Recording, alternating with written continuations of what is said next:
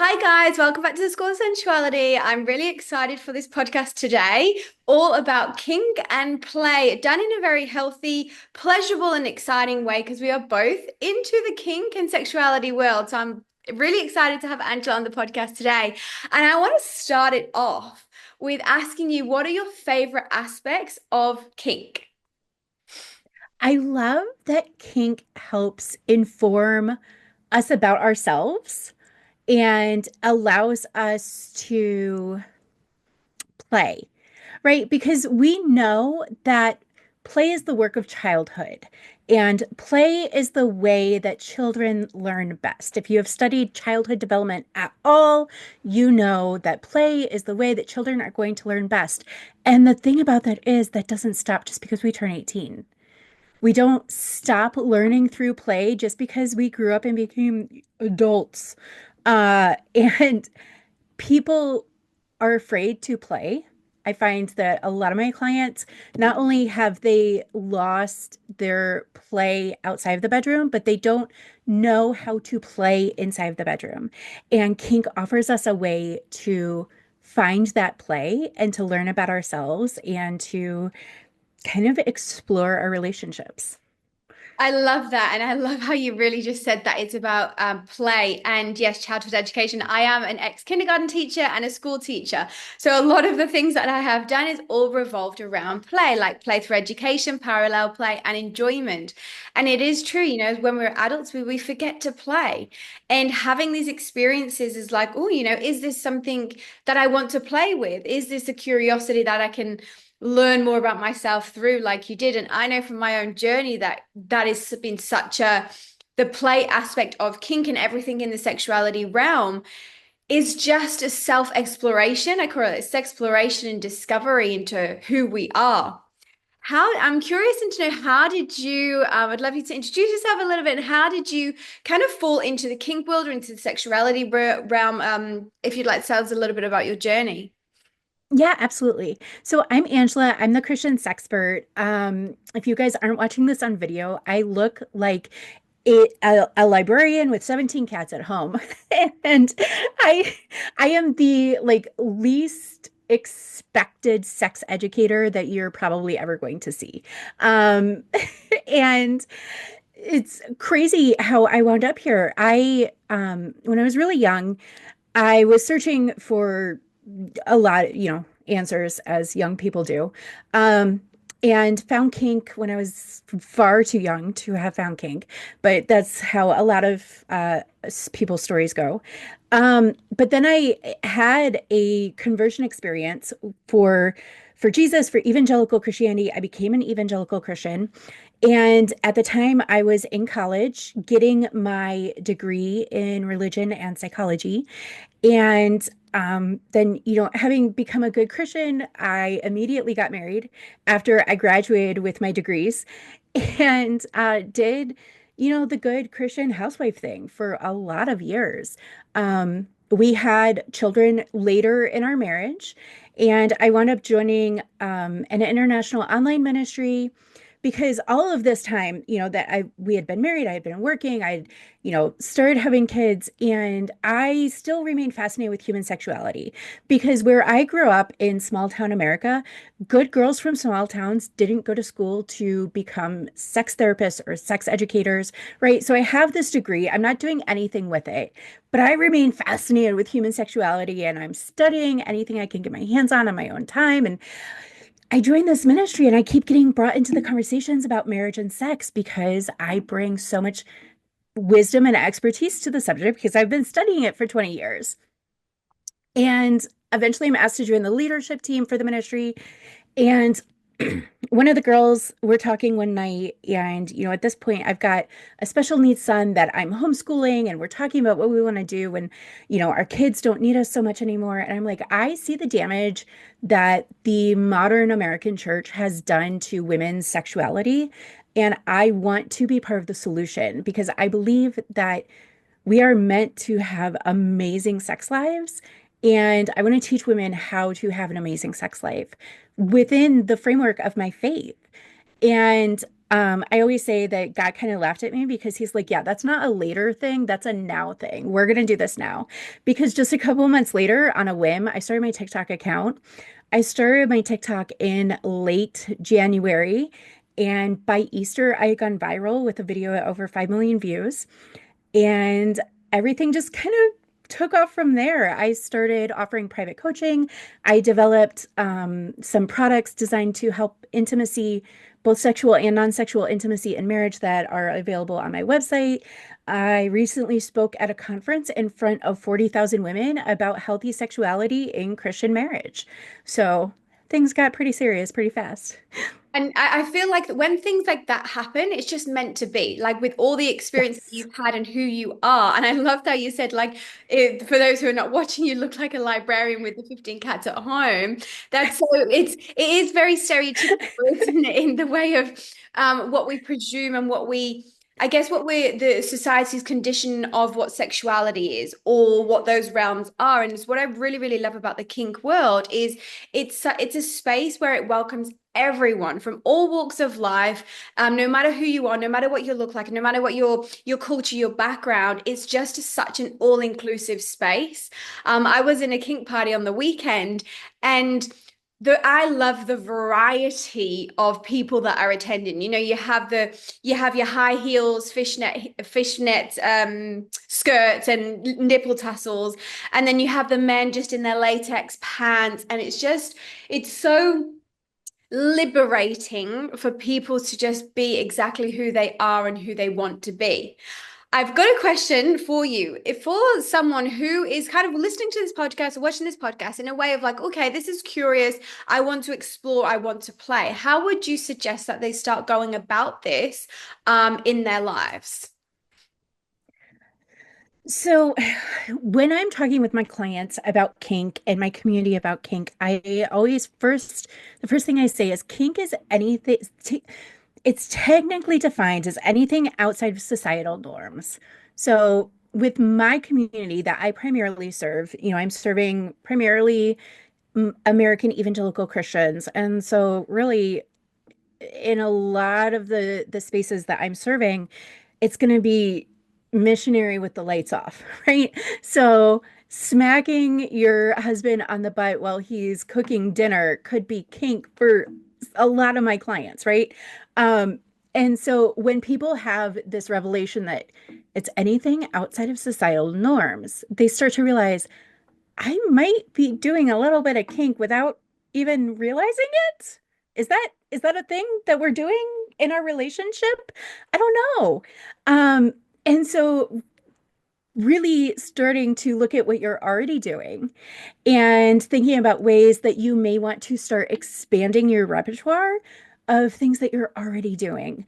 One of the most effective tools that I teach my clients to use is a sex journal. And people are just mind blown when we talk about this because it's such a my community is very repressed and we don't talk about sex, and if we do, it's just don't have sex until you get married, and then we still just we don't talk about how to do it well. We don't talk about female pleasure or orgasms or anything like that, right? And so it's really revolutionary to a lot of people when I talk about starting a sex journal, and I'm like, it's so simple, guys. You just get a notebook and you're going to write down three things. The last time we had sex, I really loved. The next time, the last time we had sex, I really loved. I didn't so much love, blah, blah, blah. And the next time we have sex, I would like to try. And that's where you get to start exploring like your fantasies and your desires. And then you let your partner read your journal, and you don't make it weird and stare into their soul while they're reading it. You give them space, because I talk about the journal because people are so afraid of rejection. Like they're so afraid to talk about their fantasies and desires because they're afraid, what if what I want is too kinky, it's too out there, and my partner rejects me? They think I'm weird, they think something's wrong with me. And the journal eliminates that sort of fear of seeing rejection on their face, so that even if your partner does have oh, I had no idea that was a thing that they were interested in moment, it gives them the opportunity to get their face under control and respond with curiosity. So now that they've read it, they can respond, they're going to write, oh, I had no idea that you didn't really like this thing. What is it about it that you don't like? I didn't know that you were interested in trying this activity. What about it is appealing to you? And then you guys write back and forth in the journal and you start discovering activities that you would like to try. Beautiful. Thank you so much for sharing. That was such a valuable tip for those listening or watching on how to start embracing, I guess, even just talking about sexuality. And like, as you said, a lot of your clients in your community are repressed. And I don't believe that's just in the Christian space, or a lot of my clients as well. And I'm very open. A lot of my clients, I've got a client recently, they've been together 10 years. And he is getting to a space of premature ejaculation, and it's coming from a bit of a fear base.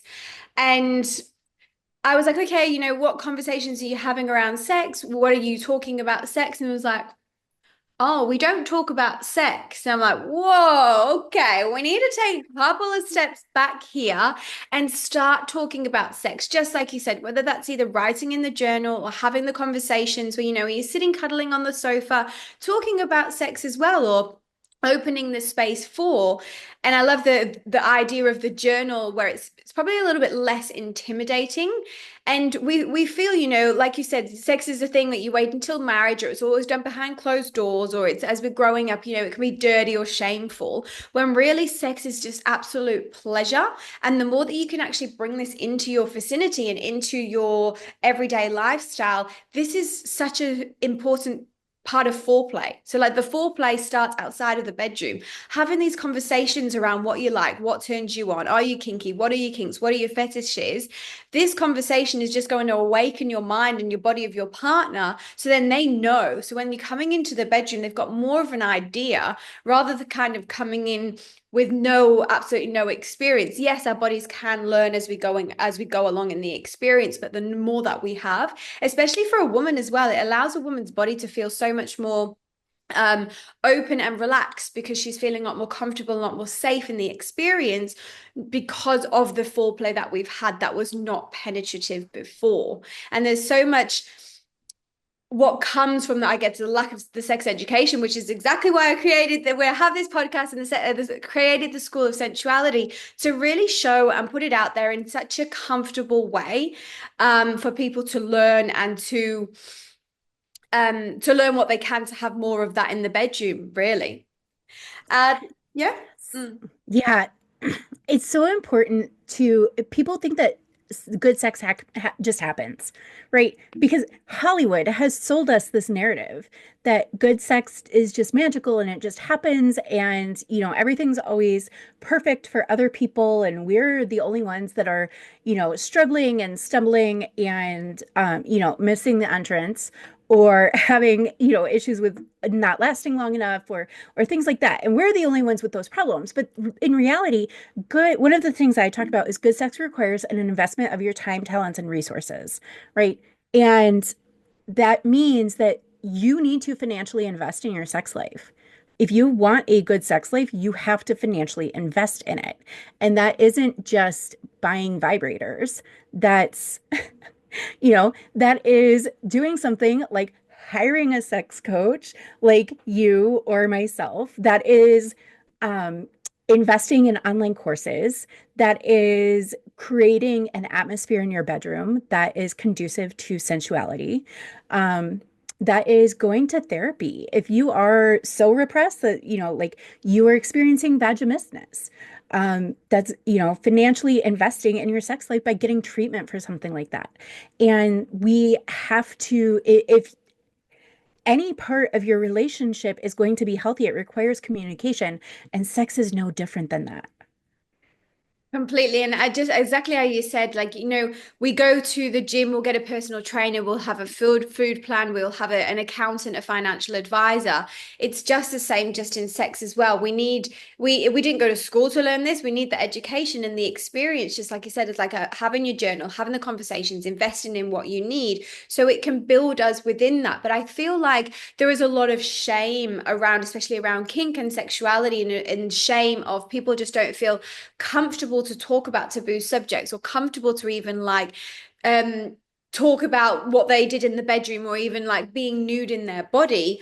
And this is exactly why this is here. I really hope all the listeners that are watching to all my podcasts and all my content allow them to, or can feel comfortable in their own skin and in their own body to notice that these conversations that we're having are just completely normal, and in a way that you can start having more of these conversations, whether it be with your partner, whether it be with like an educator just like ourselves or your best friend.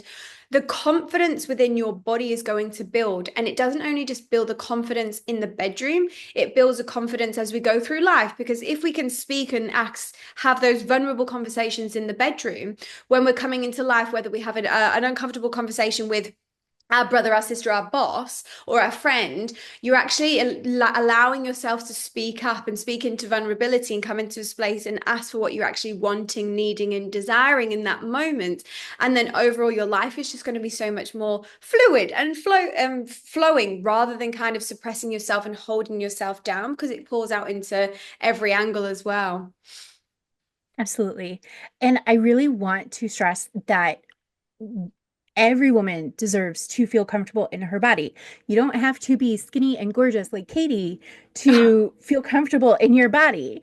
I am over 250 pounds. I'm 5'2", and I really make men on the internet angry because I'm not ashamed of my body and my sexuality.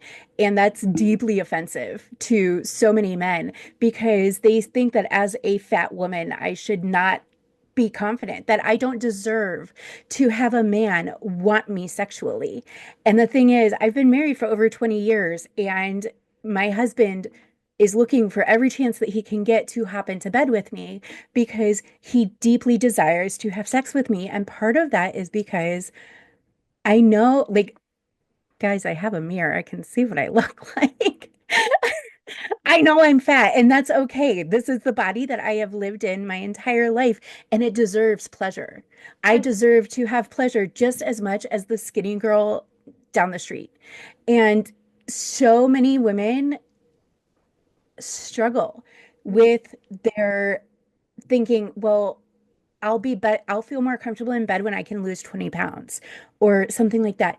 And it's one thing if you are experiencing like physical pain or something in your body and you want to lose the weight to feel stronger, to feel healthier. But if it's just because you don't feel like you are allowed to be sexually desirable at 20 pounds overweight, that's a lie. You're Mm. allowed to be desired no matter the size of your body. Absolutely. Thank you for sharing. And thank you so much for, I love the honesty and the confidence and the vulnerability you bring with yourself and also for other women out there. I know I have had a background in personal training and working with the body and also now into the realm of sexuality. And I know I can be a little bit intimidating for other women, but I try my best to really allow them to feel comfortable. It's not what you look like. Like we could all wear bin bags. And if you close your eyes and you allow your body to be felt, noticing how you're feeling in your body comes 10 times more than just noticing what you're looking like.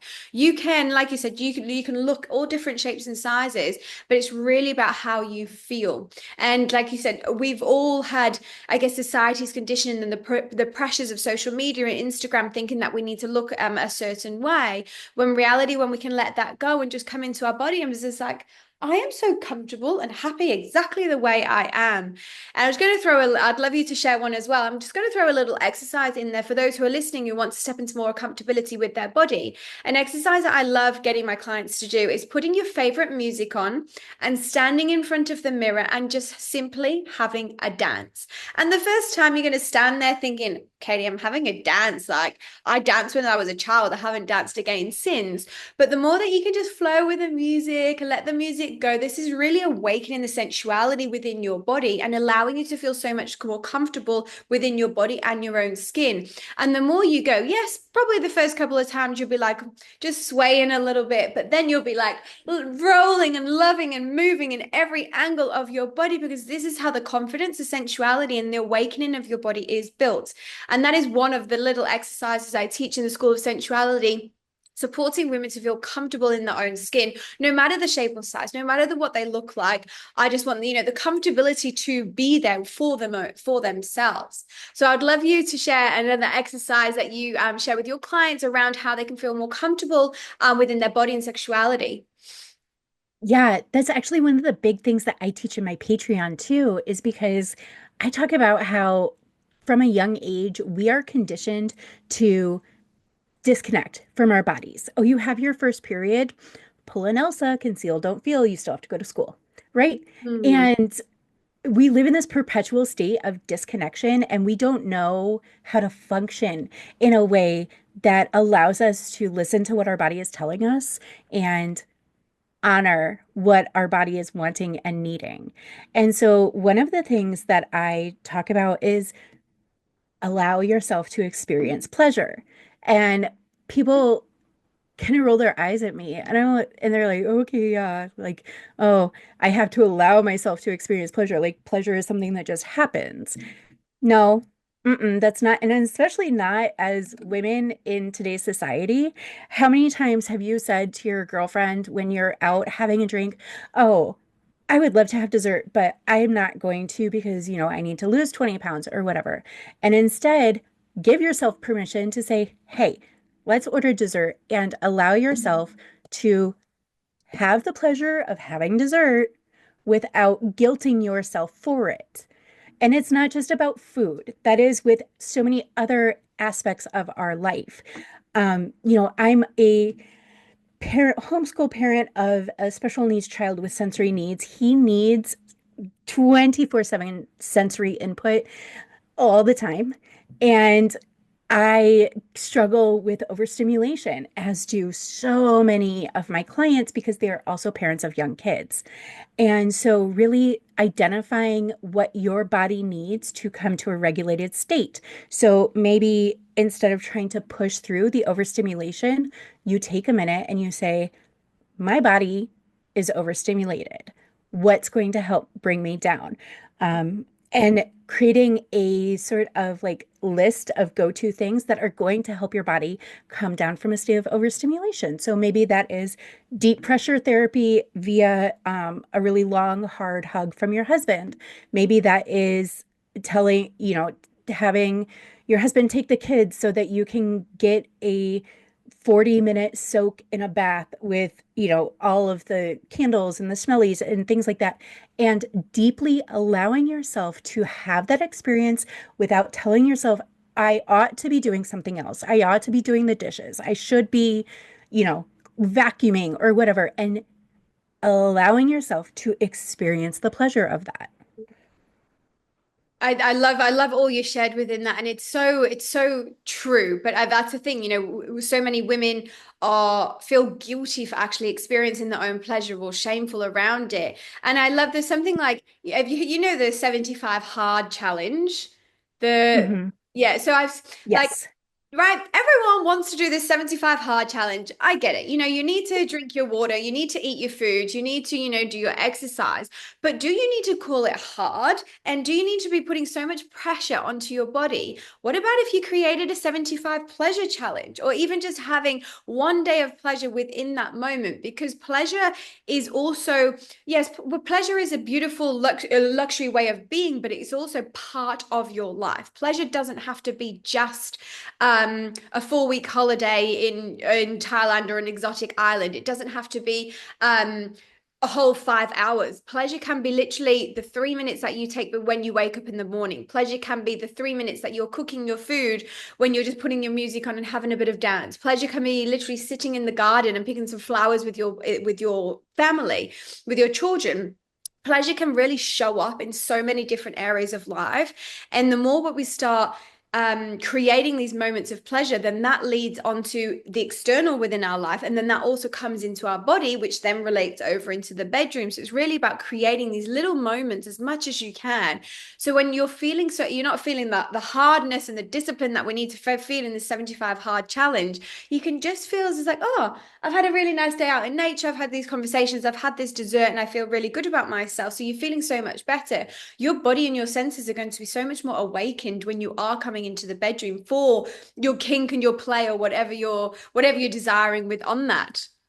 I've got it. And Mm, we have women especially don't realize that if you do not have a practice of allowing yourself to experience pleasure outside of the bedroom, that's why you're not orgasming inside of the bedroom, because you literally have trained yourself out of experiencing pleasure. You don't know how to do it anymore.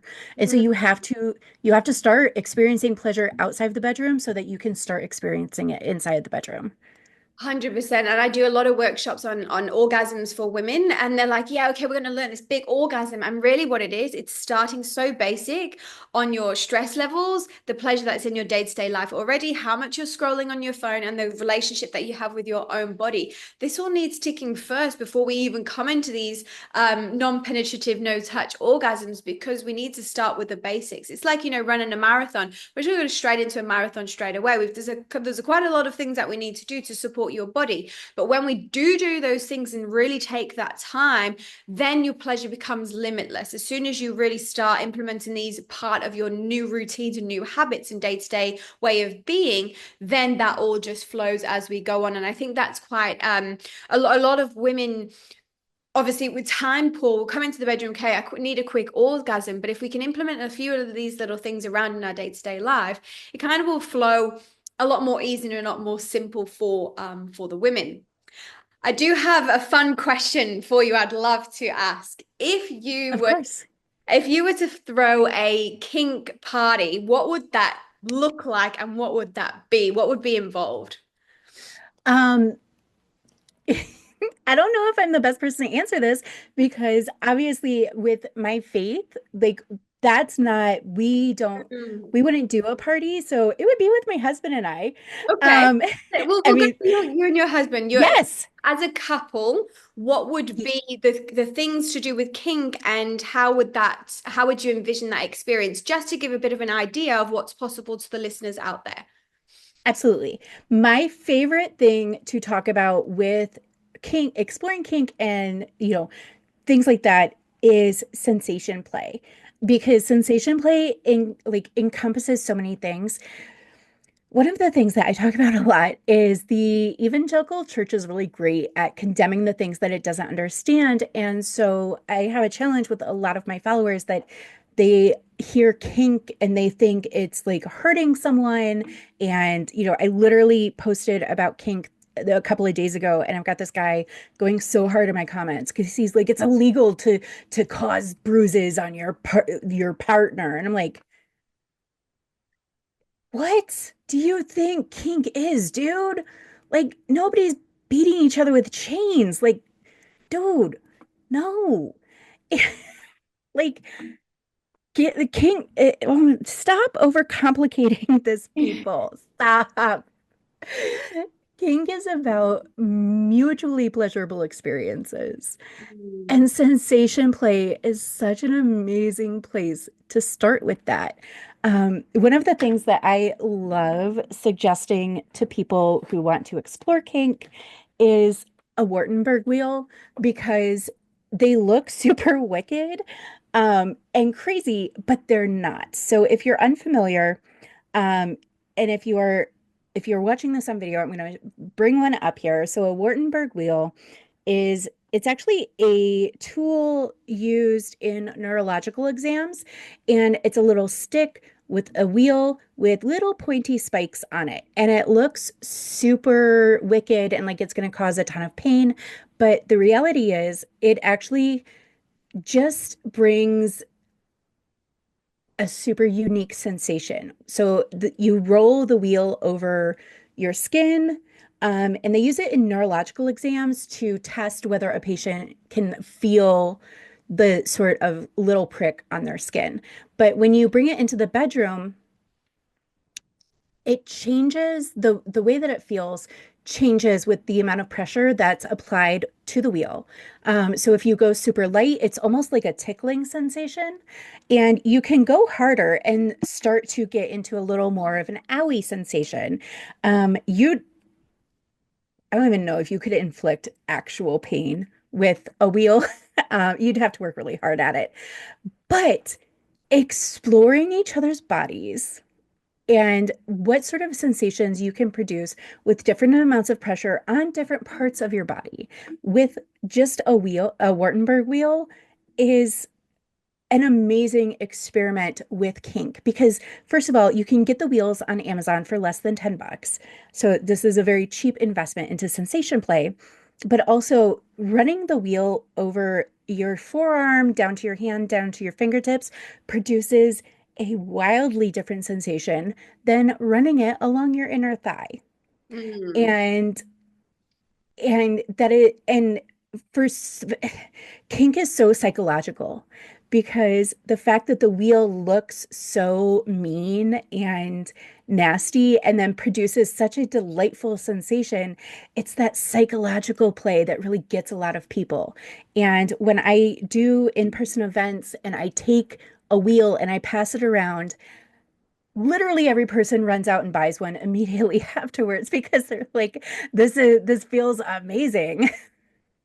So Yeah, that's one of the sensation play is one of the first things that I'm always going to talk about if we're talking about kink.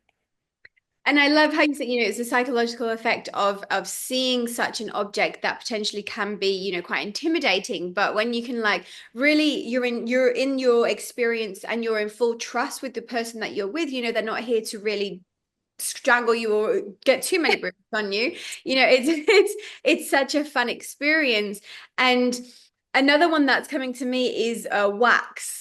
Wax play, so we, Wax. we we have a candle, and obviously I don't want wax or burn or the flame on me. But when you can actually really surrender into this calmness, and then, okay, notice, potentially put this on your hand first. How does it feel on your hand? Okay, you're open now to having this on your body, and it's going to feel different on it would on your forearm compared to your foot as well.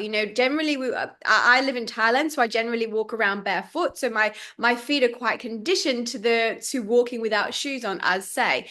So I've got more of a pain threshold in my feet and also our bums, because our bums are also sitting down so much than we would have to other parts of our body. But this is where it comes really fun into how you can explore. Like, does it feel more, do you prefer the wax being poured close to you or being more further away? And it's just really the sensations. And it's also kind of a bit of a power play from both dynamics as the person, as the giver, take using the control in an organized way, and also for the receivers, like, okay, can I open one of my edges a little bit more? Is this pain going to bring me that pleasure, or is this too much for me? And I think, like, on this scale as well, if for anyone listening is like, okay, maybe I wanted to step into that, it's great to kind of work with it on a scale of 1 to 10. So, say one being that we're not feeling it too much, and 10 being a lot more. So the first time that you're experiencing this, where is this sitting on a scale of 1 to 10? So the person that you're engaging with is knowing what this sensation is given to your body. So if the first time you're doing it, okay, we know it's at a 6. Do we want to just go to a 7 or 10, or really can we turn it up and go to that 10, and having that conversations around the communication about how this makes you feel within that, the wheel, the floggers, the whips, the candle wax, whatever we bring out into the environment, into the bedroom. I feel there's so many, this topic is so juicy. There's so many different angles that we can Yes. And the thing with, particularly with wax, going back to kink is psychological, it's the anticipation for the receiver, right? It's where is the next strip going to fall? When is the next strip going to fall? And you can up the anticipation by adding a blindfold. A blindfold is such a cheap and easy way to enhance any sort of bedroom play, but it really enhances the anticipation, particularly with candle wax, because you never know when or where the next strip is going to fall. And I feel very compelled to tell everyone, don't go to Walmart and use a candle from Walmart.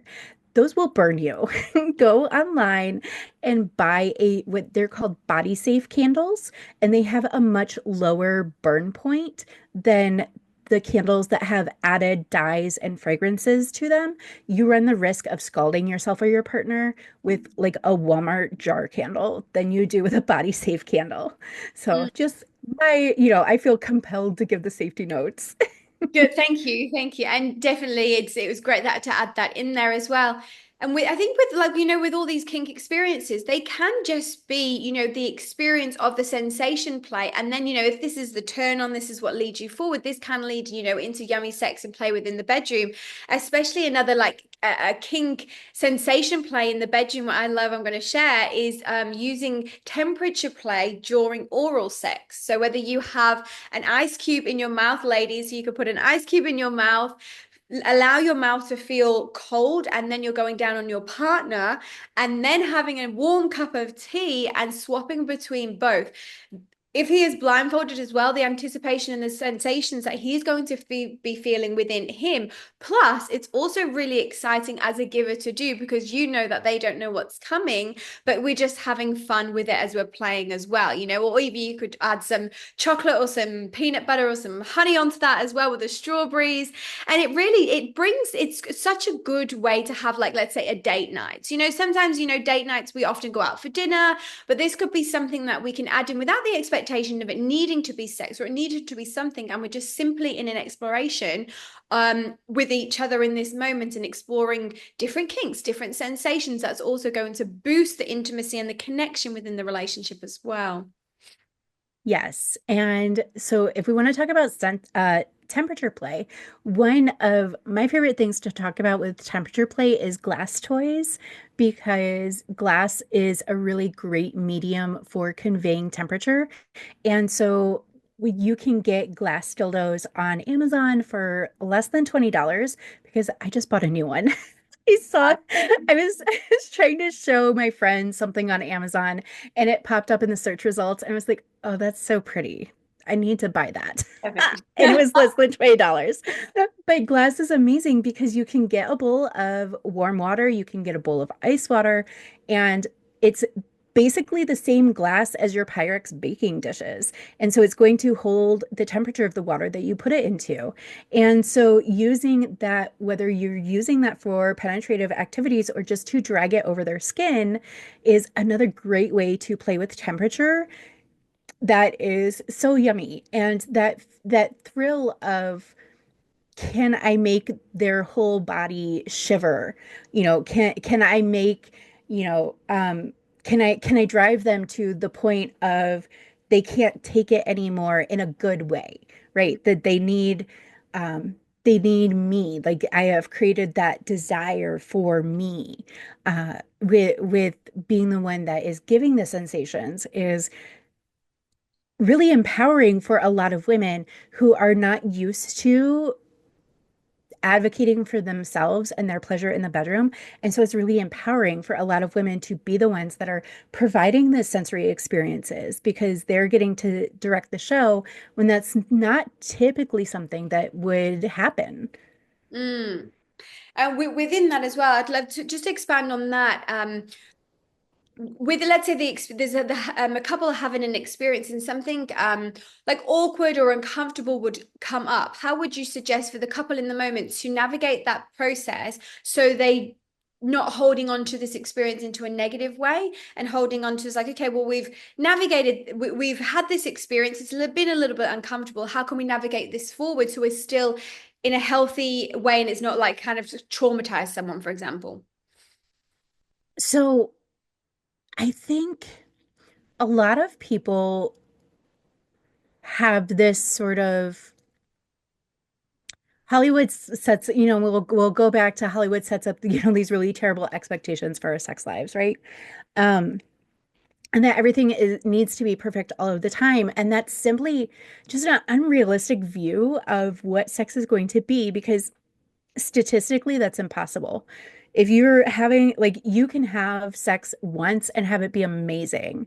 But if you are, particularly with the clients that I serve, they're going to be having sex with the same partner let's say twice a week for 50 years, that's a lot of opportunities for things to go wrong.